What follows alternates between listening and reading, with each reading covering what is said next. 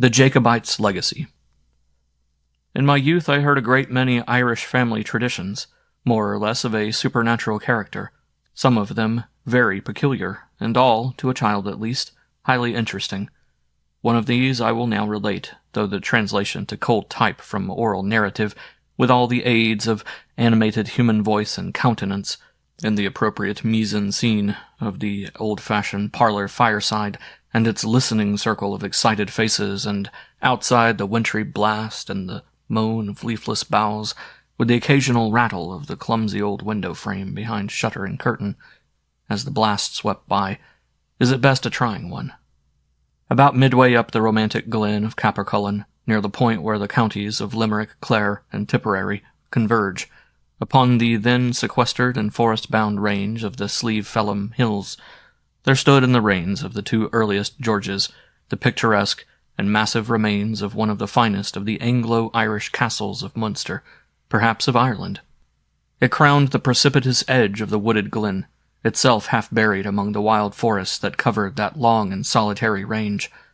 There was no human habitation within a circle of many miles, except the half-dozen hovels and the small thatched chapel composing the little village of Murroa, which lay at the foot of the glen among the straggling skirts of the noble forest. Its remoteness and difficulty of access saved it from demolition. It was worth nobody's while to pull down and remove the ponderous and clumsy oak, much less the masonry or flagged roofing of the pile. Whatever would pay the cost of removal had been long since carried away. The rest was abandoned to time. The destroyer. The hereditary owners of this noble building, and of a wide territory in the contiguous counties I have named, were English, the de Lacys, long naturalized in Ireland. They had acquired at least this portion of their estate in the reign of Henry VIII, and held it, with some vicissitudes down to the establishment of the Revolution in Ireland, when they suffered attainder, and, like other great families of that period, underwent a final eclipse. The de Lacy of that day retired to France, and held a brief command in the Irish Brigade, interrupted by sickness. He retired, became a poor hanger-on of the court of St. Germain's, and died early in the 18th century, as well as I remember 1705, leaving an only son, hardly 12 years old, called by the strange but significant name of Ultor. At this point commences the marvelous ingredient of my tale. When his father was dying, he had him to his bedside, with no one by except his confessor, and having told him first that on reaching the age of 21 he was to lay claim to a certain small estate in the county of Clare, in Ireland, in right of his mother, the title deeds of which he gave him, and next, having enjoined him not to marry before the age of 30, on the ground that earlier marriages destroyed the spirit and power of enterprise, and would incapacitate him from the accomplishment of his destiny, the restoration of his family. He then went on to open to the child a matter which so terrified him that he cried lamentably, trembling all over, clinging to the priest's gown with one hand and to his father's cold wrist with the other, and imploring him, with screams of horror, to desist from his communication. But the priest, impressed, no doubt, himself with its necessity, compelled him to listen, and then his father showed him a small picture, from which also the child turned with shrieks, until similarly constrained to look. They did not let him go until he had carefully conned the features, and was able to tell them from memory the color of the eyes and hair, and the fashion and hues of the dress. Then his father gave him a black box containing this portrait, which was a full-length miniature, about 9 inches long, painted very finely in oils, as smooth as enamel, and folded above it a sheet of paper, written over in a careful and very legible hand. The deeds in this black box constituted the most important legacy bequeathed to his only child by the ruined Jacobite, and he deposited them in the hands of the priest, in trust, till his boy Ultor should have attained to an age to understand their value, and to keep them securely. When this scene was ended, the dying exile's mind, I suppose, was relieved, for he spoke cheerily, and said he believed he would recover, and they soothed the crying child, and his father kissed him, and gave him a little silver coin to buy fruit with, and so they sent him off with another boy for a walk, and when he came back, his father was dead. He remained in France under the care of this ecclesiastic until he had attained the age of 21, when he repaired to Ireland, and his title being unaffected by his father's attainder, he easily made good his claim to the small estate in the county of Clare. There he settled, making a dismal and solitary tour now and then of the vast territories which had once been his father's, and nursing those gloomy and impatient thoughts which befitted the enterprises to which he was devoted. Occasionally he visited Paris, that common centre of English, Irish, and Scottish disaffection, and there, when a little past 30, he married the daughter of another ruined Irish house. His bride returned with him to the melancholy seclusion of their Munster residence, where she bore him in succession 2 daughters, Alice the elder, dark-eyed and dark-haired, grave and sensible, Una, 4 years younger, with large blue eyes and long and beautiful golden hair. Their poor mother was, I believe, naturally a light-hearted, sociable, high-spirited little creature, and her gay and childish nature pined in the isolation and gloom of her lot. At all events, she died young, and the children were left to the sole care of their melancholy and embittered father. In process of time the girls grew up, tradition says, beautiful. The elder was designed for a convent. The younger, her father, hoped to mate as nobly as her high blood and splendid beauty seemed to promise, if only the great game on which he had resolved to stake all succeeded. Chapter 2. The Fairies in the Castle. The rebellion of 45 came, and Ultor de Lacy was one of the few Irishmen implicated treasonably in that daring and romantic insurrection. Of course, there were warrants out against him, but he was not to be found. The young ladies indeed remained as heretofore in their father's lonely house in Clare. But whether he had crossed the water, or was still in Ireland, was for some time unknown, even to them. In due course he was attained, and his little estate forfeited. It was a miserable catastrophe, a tremendous and beggarly waking up from a lifelong dream of returning principality. In due course the officers of the crown came down to take possession, and it behoved the young ladies to flit. Happily for them, the ecclesiastic I have mentioned was not quite so confident as their father of his winning back the magnificent patrimony of his ancestors, and by his advice the daughters had been secured £20 a year each under the marriage settlement of their parents, which was all that stood between this proud house and literal destitution.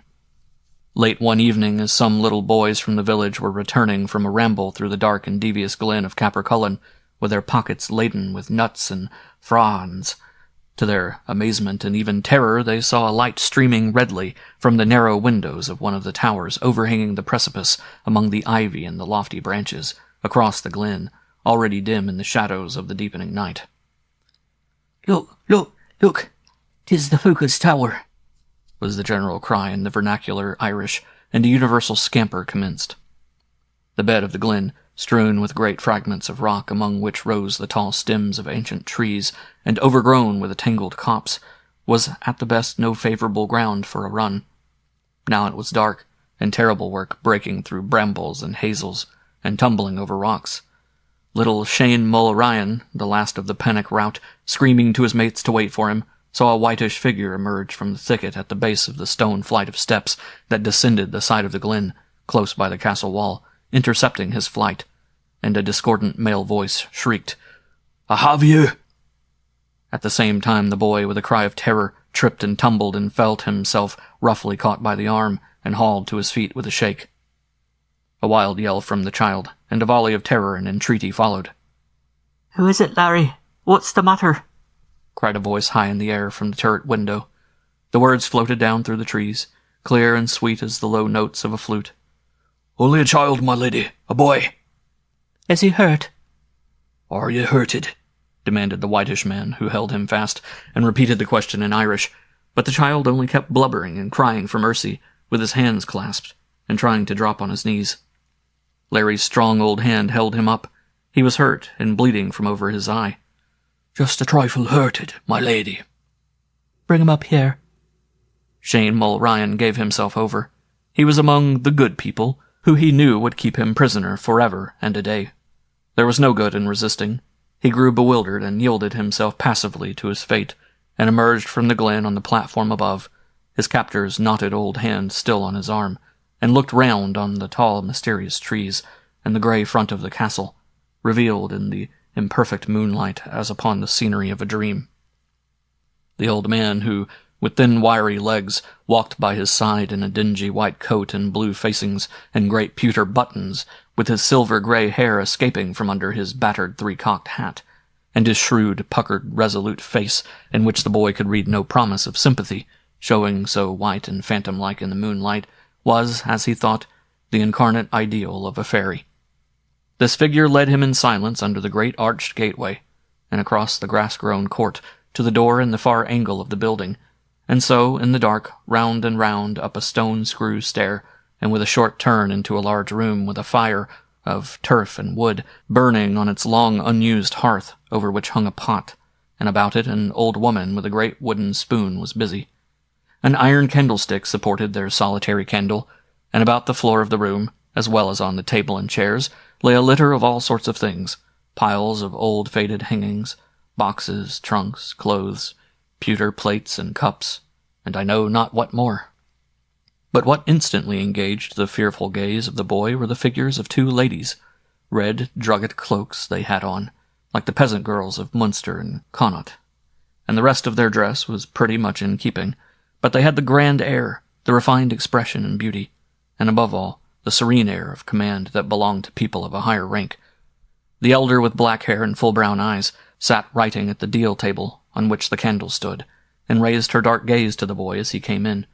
The other, with her hood thrown back, beautiful and riant, with a flood of wavy golden hair and great blue eyes, and with something kind and arch and strange in her countenance, struck him as the most wonderful beauty he could have imagined.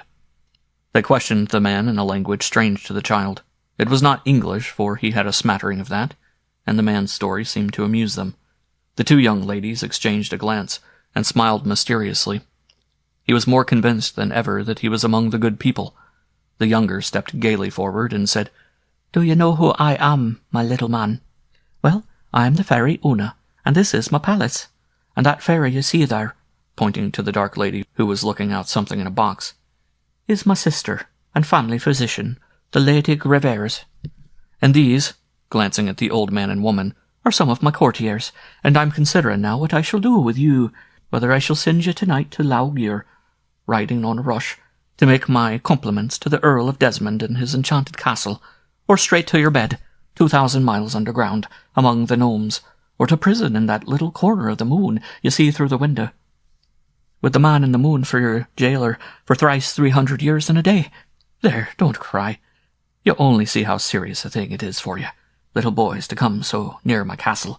Now, for this once, I'll let you go, but henceforward any boys I or my people may find within half a mile round my castle shall belong to me for life, and never behold their home or their people more." And she sang a little air, and chased mystically 6 steps before him, holding out her cloak with her pretty fingers, and curtsying very low to his indescribable alarm. Then, with a little laugh, she said, "My little man, we must mend your head." And so they washed his scratch, and the elder one applied a plaister to it, and she of the great blue eyes took out of her pocket a little French box of bonbons, and emptied it into his hand, and she said, "You need not be afraid to eat these. They are very good, and I'll send my fairy, Blanc et Bleu, to set you free. Take him," she addressed Larry, "and let him go, with a solemn charge." The elder, with a grave and affectionate smile, said, looking on the fairy, "Brave dear wild Una, nothing can ever quail your gaiety of heart." And Una kissed her merrily on the cheek. So the oak door of the room again opened, and Shane, with his conductor, descended the stair. He walked with the scared boy in grim silence near halfway down the wild hillside toward Murrah, and then he stopped and said in Irish, "You never saw the fairies before, my fine fellow, and 'tisn't often those who once set eyes on us return to tell it. Whoever comes nearer night or day than this stone," and he tapped it with the end of his cane, "will never see his home again, for we'll keep him till the day of judgment. Good night, little gossoon, and away with you."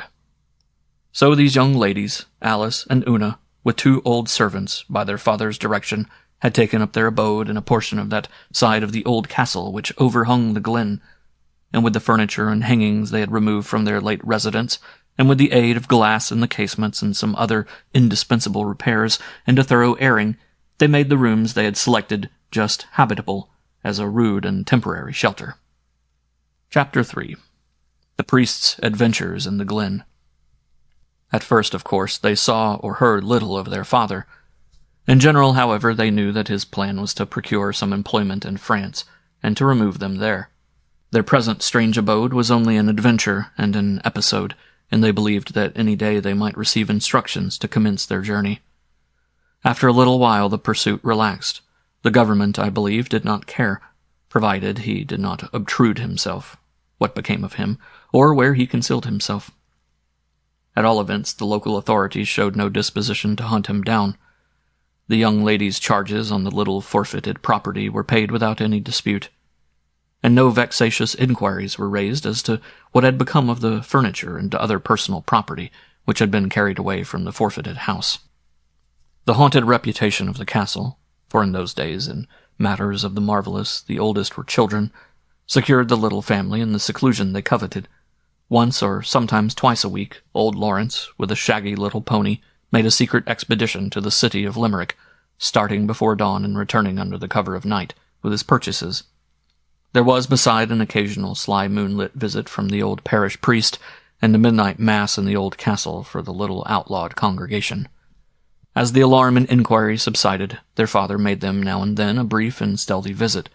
At first these were but of a night's duration, and with great precaution, but gradually they were extended and less guarded. Still he was, as the phrase is in Munster, on his keeping. He had firearms always by his bed, and had arranged places of concealment in the castle in the event of a surprise. But no attempt nor any disposition to molest him appearing, he grew more at ease, if not more cheerful. It came at last that he would sometimes stay so long as 2 whole months at a time, and then depart as suddenly and mysteriously as he came. I suppose he had always some promising plot on hand and his head full of ingenious treason, and lived on the sickly and exciting dietary of hope deferred. Was there a poetical justice in this, that the little menage, thus secretly established in the solitary and time-worn pile, should have themselves experienced, but from causes not so easily explicable, those very supernatural perturbations which they had themselves essayed to inspire? The interruption of the old priest's secret visits was the earliest consequence of the mysterious interference which now began to display itself. One night, having left his cob in care of his old sacristan in the little village, he trudged on foot along the winding pathway, among the grey rocks and ferns that threaded the glen, intending a ghostly visit to the fair recluses of the castle, and he lost his way in this strange fashion. There was moonlight indeed, but it was little more than quarter moon, and a long train of funereal clouds were sailing slowly across the sky, so that, faint and wan as it was, the light seldom shone full out, and was often hidden for a minute or two altogether. When he reached the point in the glen where the castle stairs were wont to be, he could see nothing of them, and above no trace of the castle towers. So, puzzled somewhat, he pursued his way up the ravine, wondering how his walk had become so unusually protracted and fatiguing. At last, sure enough, he saw the castle as plain as could be, and a lonely streak of candlelight issuing from the tower just as usual, when his visit was expected. But he could not find the stair, and had to clamber among the rocks and copsewood the best way he could. But when he emerged at top, there was nothing but the bare heath. Then the clouds stole over the moon again, and he moved along with hesitation and difficulty, and once more he saw the outline of the castle against the sky, quite sharp and clear.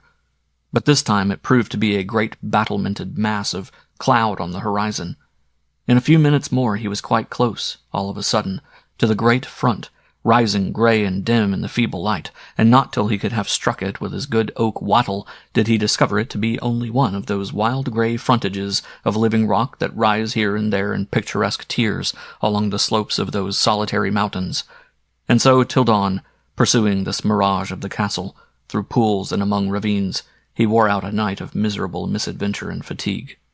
Another night, riding up the glen so far as the level way at bottom would allow, and intending to make his nag fast as his customary tree, he hears on a sudden a horrid shriek at top of the steep rocks above his head, and something, a gigantic human form it seemed, came tumbling and bounding headlong down through the rocks, and fell with a fearful impetus just before his horse's hoofs, and there lay like a huge palpitating carcass. The horse was scared, as indeed was his rider too, and more so when this apparently lifeless thing sprang up to his legs, and throwing his arms apart to bar their further progress, advanced his white and gigantic face towards them. Then the horse started about, with a snort of terror, nearly unseating the priest, and broke away into a furious and uncontrollable gallop. I need not recount all the strange and various misadventures which the honest priest sustained in his endeavors to visit the castle and its isolated tenants. They were enough to wear out his resolution and frighten him into submission. And so, at last, these spiritual visits quite ceased, and fearing to awaken inquiry and suspicion, he thought it only prudent to abstain from attempting them in the daytime. So the young ladies of the castle were more alone than ever. Their father, whose visits were frequently of long duration, had of late ceased altogether to speak of their contemplated departure for France, grew angry at allusion to it, and they feared had abandoned the plan altogether. Chapter 4. The Light in the Bell Tower. Shortly after the discontinuance of the priest's visits, old Lawrence, one night, to his surprise, saw light issuing from a window in the bell tower. It was at first only a tremulous red ray, visible only for a few minutes, which seemed to pass from the room, through whose window it escaped upon the courtyard of the castle, and so to lose itself. This tower and casement were in the angle of the building, exactly confronting that in which the little outlawed family had taken up their quarters. The whole family were troubled at the appearance of this dull red ray from the chamber in the bell tower. Nobody knew what to make of it, but Lawrence, who had campaigned in Italy with his old master, the young lady's grandfather, "The heavens be his bed this night," was resolved to see it out, and took his great horse pistols with him, and ascended to the corridor leading to the tower. But his search was in vain. This light left a sense of great uneasiness among the inmates, and most certainly it was not pleasant to suspect the establishment of an independent and possibly dangerous lodger, or even colony, within the walls of the same old building. The light very soon appeared again, steadier and somewhat brighter, in the same chamber. Again old Lawrence buckled on his armor, swearing ominously to himself, and this time bent in earnest upon conflict. The young ladies watched in thrilling suspense from the great window in their stronghold, looking diagonally across the court. But as Lawrence, who had entered the massive range of buildings opposite, might be supposed to be approaching the chamber from which this ill-omened glare proceeded, it steadily waned, finally disappearing altogether, just a few seconds before his voice was heard shouting from the arched window to know which way the light had gone. This lighting up of the great chamber of the bell tower grew at last to be of frequent and almost continual recurrence. It was there, long ago, in times of trouble and danger, that the de Lacys of those evil days used to sit in feudal judgment upon captive adversaries, and, as tradition alleged, often gave them no more time for shrift and prayer than it needed to mount to the battlement of the turret overhead, from which they were forthwith hung by the necks, for a caveat and admonition to all evil-disposed persons viewing the same from the country beneath.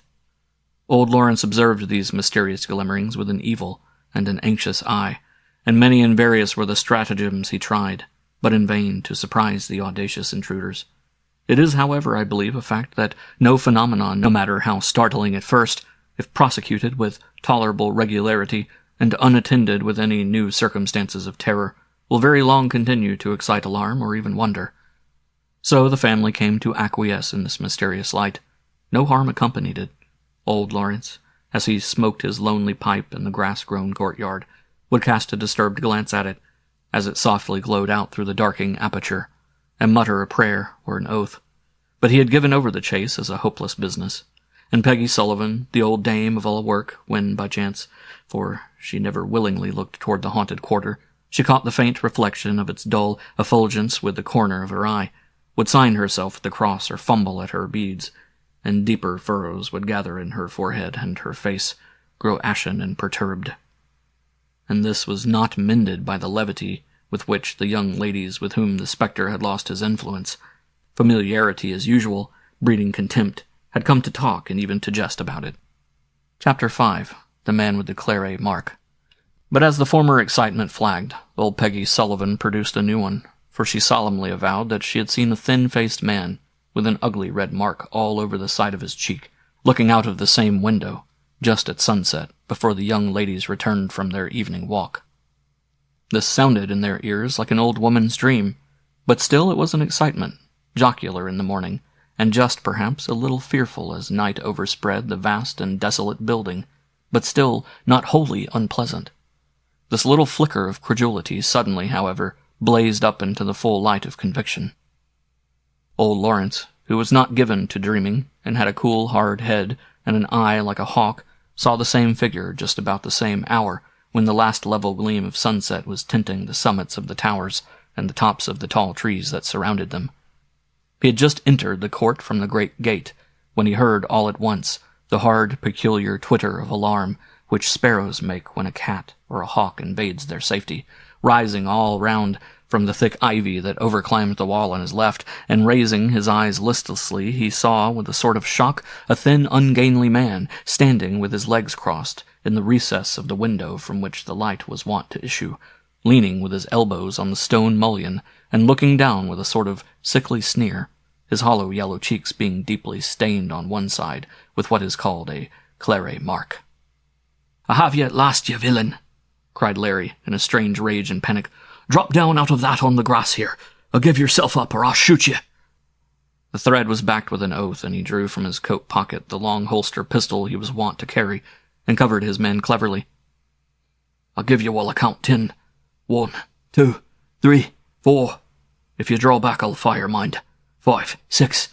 You'd better be lively. 7, 8, 9. One chance more. Will you come down? Then take it. 10. Bang went the pistol. The sinister stranger was hardly 15 feet removed from him, and Larry was a dead shot. But this time he made a scandalous miss, for the shot knocked a little white dust from the stone wall a full yard at one side, and the fellow never shifted his negligent posture or qualified his sardonic smile during the procedure. Larry was mortified and angry. "You'll not get off this time, my tulip," he said with a grin, exchanging the smoking weapon for the loaded pistol in reserve. "What are you pistoling, Larry?" said a familiar voice close by his window, and he saw his master, accompanied by a handsome young man in a cloak. "That villain, your order, in the window there."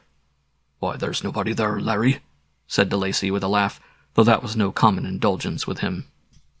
As Larry gazed, the figure somehow dissolved and broke up without receding. A hanging tuft of yellow and red ivy nodded queerly in place of the face. Some broken and discolored masonry in perspective took up the outline and coloring of the arms and figure, and 2 imperfect red and yellow lichen streaks carried on the curved tracing of the long spindle shanks. Larry blessed himself and drew his hand across his damp forehead, over his bewildered eyes, and could not speak for a minute. It was all some devilish trick. He could take his oath he saw every feature in the fellow's face, the lace and buttons of his cloak and doublet, and even his long fingernails and thin yellow fingers that overhung the cross-shaft of the window, where there was now nothing but a rusty stain left. The young gentleman who had arrived with de Lacy stayed that night and shared with great apparent relish the homely fare of the family. He was a gay and gallant Frenchman, and the beauty of the younger lady and her pleasantry and spirit seemed to make his hours pass but too swiftly, and the moment of parting sad. When he had departed early in the morning, Ultor de Lacy had a long talk with his elder daughter, while the younger was busy with her early dairy task, for among their retainers this prole generosa reckoned a kind little carry cow. He told her that he had visited France since he had been last at Capriculum, and how good and gracious their sovereign had been, and how he had arranged a noble alliance for her sister Una. The young gentleman was of high blood, and though not rich, had nevertheless his acres and his nom de terre, besides a captain's rank in the army. He was, in short, the very gentleman with whom they had parted only that morning. On what special business he was now in Ireland there was no necessity that he should speak, but being here he had brought him hither to present him to his daughter, and found that the impression she had made was quite what was desirable. You know, dear Alice, are promised to a conventual life. Had it been otherwise." He hesitated for a moment. "You are right, dear father," she said, kissing his hand. "I am so promised, and no earthly tie or allurement has power to draw me from that holy engagement." "Well," he said, returning her caress, "I do not mean to urge you upon that point. It must not, however, be until Una's marriage has taken place. That cannot be for many good reasons. Sooner than this time 12 months. We shall then exchange this strange and barbarous abode for Paris, where are many eligible convents, in which are entertained as sisters some of the noblest ladies of France, and there too in Una's marriage will be continued, though not the name, at all events the blood, the lineage, and the title which so sure as justice ultimately governs the course of human events, will again be established, powerful and honored in this country, the scent of their ancient glory and transitory misfortunes. Meanwhile, we must not mention this engagement to Una. Here she runs no risk of being sought or won, but the mere knowledge that her hand was absolutely pledged might excite a capricious opposition and repining such as neither I nor you would like to see. Therefore, be secret. The same evening he took Alice with him for a ramble round the castle wall, while they talked of grave matters, and he, as usual, allowed her a dim and doubtful view of some of those cloud-built castles in which he habitually dwelt, and among which his jaded hopes revived. They were walking upon a pleasant short sward of darkest green, on one side overhung by the grey castle walls, and on the other by the forest trees that here and there closely approached it, when precisely as they turned the angle of the bell tower, they were encountered by a person walking directly towards them. The sight of a stranger, with the exception of the one visitor introduced by her father, was in this place so absolutely unprecedented that Alice was amazed and affrighted to such a degree that for a moment she stood stock still.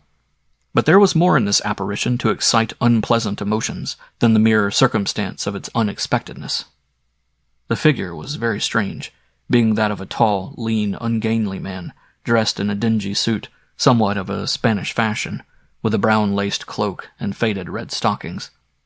He had long, lank legs, long arms, hands, and fingers, and a very long, sickly face with a drooping nose and a sly, sarcastic leer, and a great purplish stain overspreading more than half of one cheek. As he strode past, he touched his cap with his thin, discolored fingers, and an ugly side-glance, and disappeared round the corner. The eyes of father and daughter followed him in silence. Ultor de Lacy seemed first absolutely terror-stricken, and then suddenly inflamed with ungovernable fury. He dropped his cane on the ground, drew his rapier, and without wasting a thought on his daughter, pursued. He had just had a glimpse of the retreating figure as it disappeared round the far angle. The plume and the lank hair, the point of the rapier scabbard, the flutter of the skirt of the cloak, and one red stocking and heel, and this was the last he saw of him. When Alice reached his side, his drawn sword still in his hand, he was in a state of abject agitation. "Thank heaven he's gone," she exclaimed. "He's gone," echoed Ultor, with a strange glare. "And you are safe," she added, clasping his hand. He sighed a great sigh. "And you don't think he's coming back?" "He? Who?" "The stranger who passed us but now. Do you know him, father?" Yes, and no, child. I know him not. Yet I know him too well. Would to heaven we could leave this accursed haunt tonight. Cursed be the stupid malice that first provoked this horrid feud, which no sacrifice and misery can appease, and no exorcism can quell or even suspend. The wretch has come from afar, with a sure instinct to devour my last hope, to dog us into our last retreat, and to blast with his triumph the very dust and ruins of our house. What ails that stupid priest that he has given over his visits? Are my children to be left without mass or confession, the sacraments which guard as well as save, because once he loses his way in a mist, or mistakes a streak of foam in the brook for a dead man's face? Damn him! See, Alice, if he won't come," he resumed, "you must only write your confession to him in full, you and Una. Lawrence is trusty, and will carry it, and will get the bishop's, or, if need be, the pope's leave for him to give you absolution. I'll move heaven and earth, but you shall have the sacraments, poor children. And see him. I've been a wild fellow in my youth, and never pretended to sanctity, but I know there's but one safe way, and keep you each a bit of this." He opened a small silver box. "About you, while you stay here. Fold and sew it up reverently in a bit of the old psaltery parchment, and wear it next your hearts. 'Tis a fragment of the consecrated wafer, and will help with the saint's protection, to guard you from harm, and be strict in fasts and constant prayer. I can do nothing, nor devise any help. The curse has fallen indeed on me, and mine." And Alice saw in silence the tears of despair roll down his pale and agitated face. This adventure was also a secret, and Una was to hear nothing of it. Chapter 6. Voices. Now Una, nobody knew why, began to lose spirit and to grow pale. Her fun and frolic were quite gone. Even her songs ceased, She was silent with her sister and loved solitude better. She said she was well, and quite happy, and could in no wise be got to account for the lamentable change that had stolen over her. She had grown odd, too, and obstinate in trifles, and strangely reserved and cold. Alice was very unhappy in consequence. What was the cause of this estrangement? Had she offended her, and how? But Una had never before borne resentment for an hour. What could have altered her entire nature so? Could it be the shadow and chill of coming insanity? Once or twice, when her sister urged her with tears and entreaties to disclose the secret of her changed spirits and demeanor, she seemed to listen with a sort of silent wonder and suspicion, and then she looked for a moment full upon her, and seemed on the very point of revealing all. But the earnest, dilated gaze stole downward to the floor, and subsided into an odd, wily smile, and she began to whisper to herself, and the smile and the whisper were both a mystery to Alice. She and Alice slept in the same bedroom, a chamber in a projecting tower, which on their arrival, when poor Una was so merry, they had hung round with old tapestry, and decorated fantastically according to their skill and frolic. One night, as they went to bed, Una said, as if speaking to herself, "'Tis my last night in this room. I shall sleep no more with Alice." "And what has poor Alice done, Una, to deserve your strange unkindness?" Una looked on her curiously and half frightened, and then the odd smile stole over her face like a gleam of moonlight. "My poor Alice, what have you to do with it?" she whispered. "And why do you talk of sleeping no more with me?" said Alice. "Why, Alice dear, no reason, only a knowledge that it must be so, or Una will die." "Die, Una darling, what can you mean?" "Yes, sweet Alice, die indeed. We must all die sometime, you know, or undergo a change, and my time is near, very near, unless I sleep apart from you." "Indeed, Una, sweetheart, I think you are ill, but not near death." "Una knows what you think, wise Alice, but she's not mad. On the contrary, she's wiser than other folks." "She's sadder and stranger, too," said Alice tenderly. "Knowledge is sorrow," answered Una, and she looked across the room through her golden hair which she was combing, and through the window, beyond which lay the tops of great trees, and the still foliage of the glen in the misty moonlight. "'Tis enough, Alice dear. It must be so. The bed must move hence, or Una's bed will be low enough ere long. See, it shan't be far, though, only into that small room." She pointed to an inner room or closet opening from that in which they lay.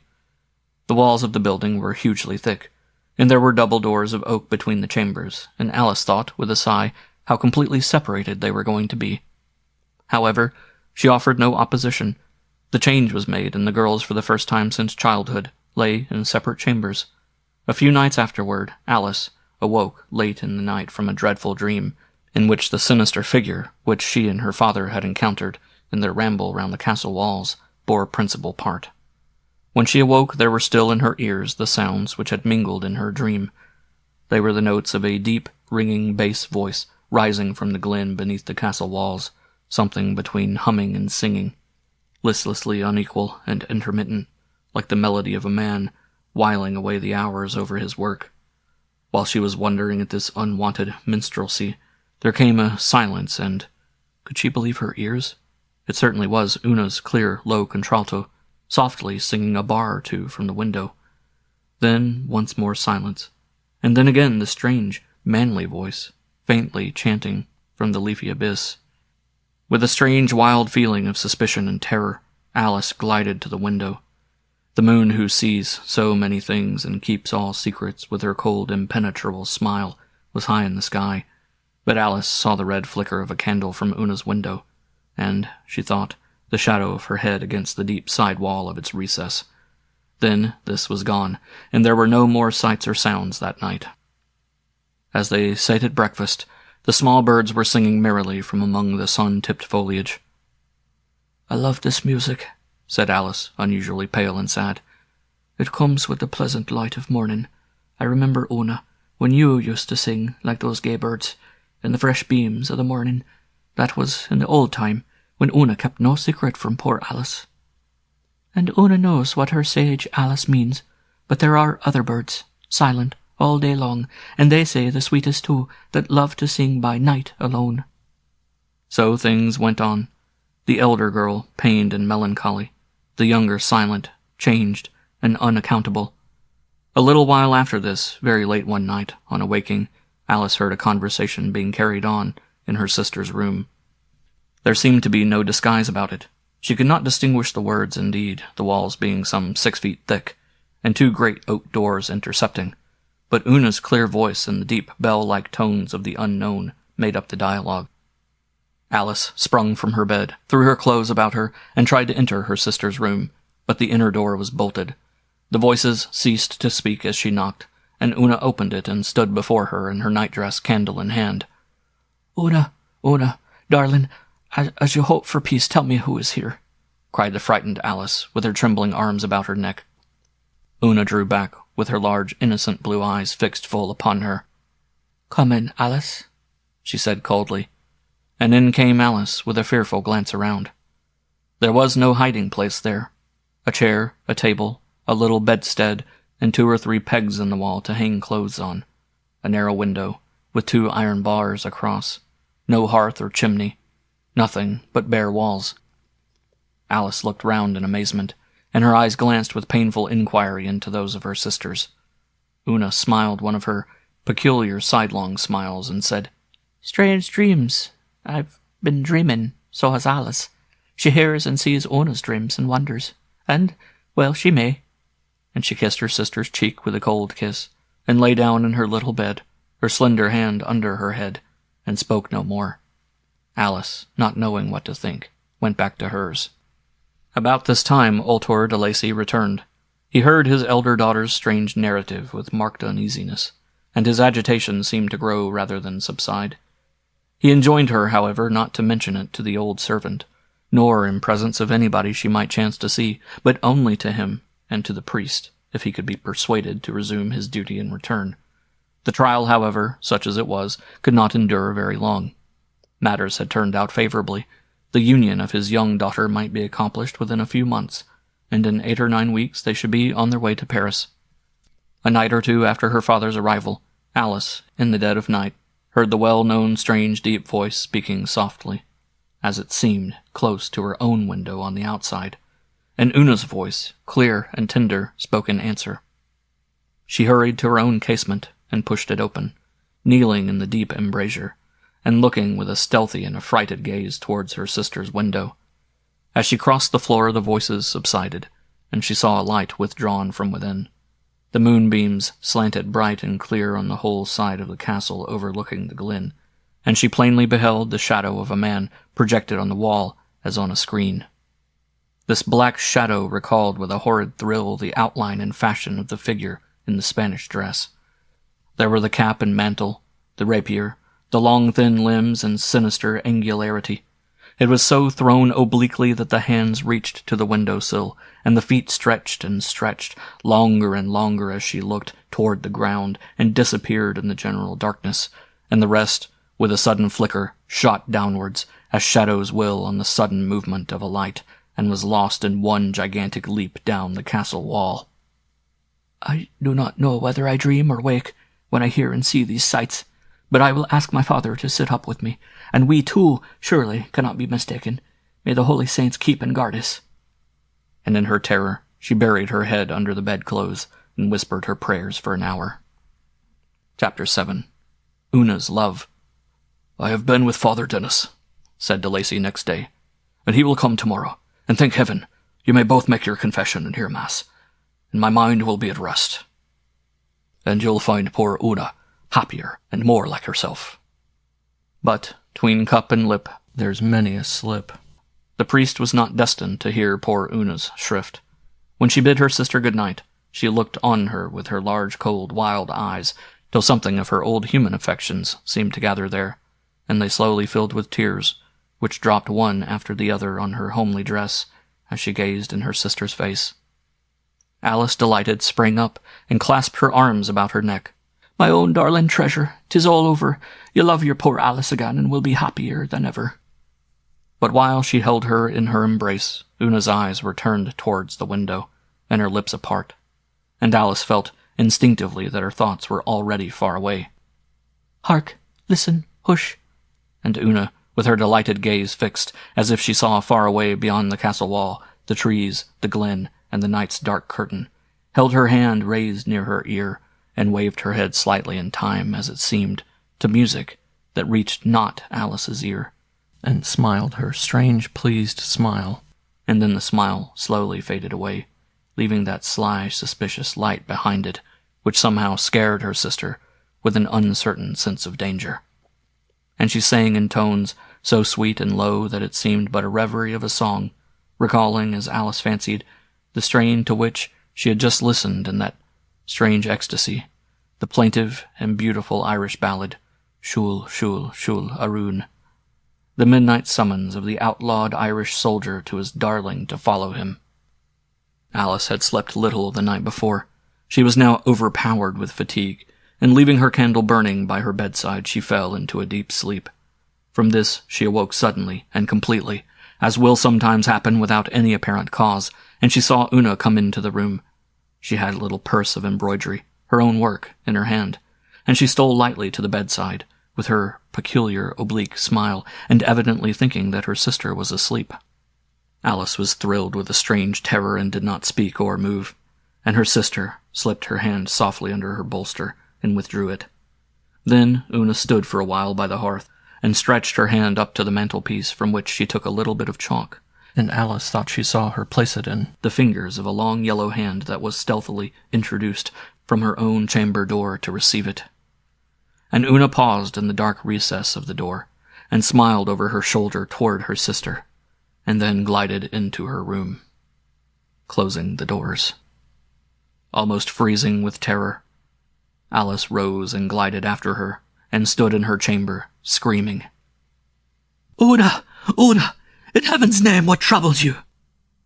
But Una seemed to have been sound asleep in her bed, and raised herself with a start, and looking upon her with a peevish surprise, said, "What does Alice seek here?" "You were in my room, Una, dear. You seem disturbed and troubled." "Dreams, Alice. My dreams cross in your brain. Only dreams. Get you to bed and sleep." And to bed she went, but not to sleep. She lay awake more than an hour, and then Una emerged once more from her room. This time she was fully dressed, and had her cloak and thick shoes on, as their rattle on the floor plainly discovered. She had a little bundle tied up in a handkerchief in her hand, and her hood was drawn about her head, and thus equipped, as it seemed, for a journey, she came and stood at the foot of Alice's bed, and stared on her with a look so soulless and terrible that her senses almost forsook her. Then she turned and went back into her own chamber. She may have returned, but Alice thought not. At least, she did not see her. But she lay in great excitement and perturbation, and was terrified about an hour later by a knock at her chamber door. Not that opening into Una's room, but upon the little passage from the stone-screw staircase. She sprang from her bed, but the door was secured on the inside, and she felt relieved. The knock was repeated, and she heard someone laughing softly on the outside. The morning came at last. That dreadful night was over. But Una, where was Una? Alice never saw her more. On the head of her empty bed were traced in chalk the words, Ultor de Lacy, Ultor O'Donnell, and Alice found beneath her own pillow the little purse of embroidery she had seen in Una's hand. It was her little parting token, and bore the simple legend, Una's love. De Lacy's rage and horror were boundless. He charged the priest in frantic language with having exposed his child by his cowardice and neglect to the machinations of the fiend, and raved and blasphemed like a man demented. It is said that he procured a solemn exorcism to be performed in the hope of disenthralling and recovering his daughter. Several times, it is alleged, she was seen by the old servants. Once, on a sweet summer morning in the window of the tower, she was perceived combing her beautiful golden tresses and holding a little mirror in her hand.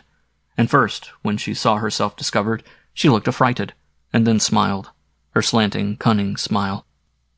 Sometimes, too, in the glen, by moonlight, it was said that belated villagers had met her, always startled first, and then smiling, generally singing snatches of old Irish ballads that seemed to bear a sort of dim resemblance to her melancholy fate.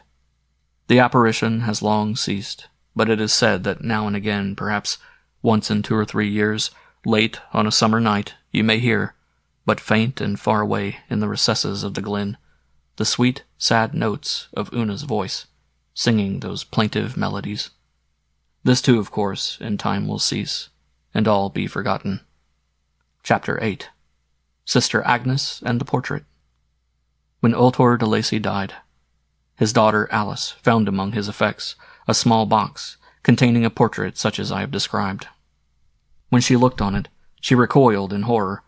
There, in the plenitude of its sinister peculiarities, was faithfully portrayed the phantom which lived with a vivid and horrible accuracy in her remembrance.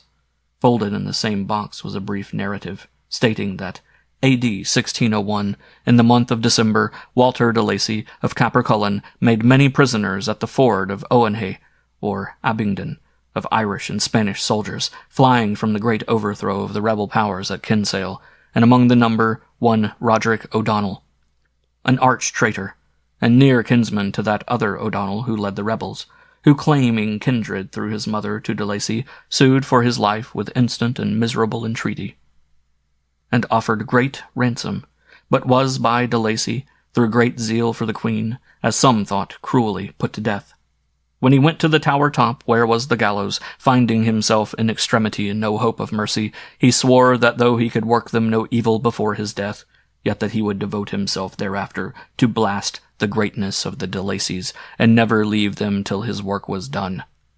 He hath been seen often since, and always for that family, perniciously, insomuch that it hath been the custom to show to young children of that lineage the picture of the said O'Donnell, and little taken among his few valuables, to prevent their being misled by him unawares, so that he should not have his will, who by devilish wiles and hell-born cunning hath steadfastly sought the ruin of that ancient house, and especially to leave that stemma generosum destitute of issue for the transmission of their pure blood and worshipful name. Old Miss Croker of Ross House, who was near 70 in the year 1821 when she related this story to me, had seen and conversed with Alice de Lacy, a professed nun, under the name of Sister Agnes, in a religious house in King Street in Dublin, founded by the famous Duchess of Tyrconnell, and had the narrative from her own lips. I thought the tale worth preserving, and have no more to say. End of section 10. Ultor de Lacy.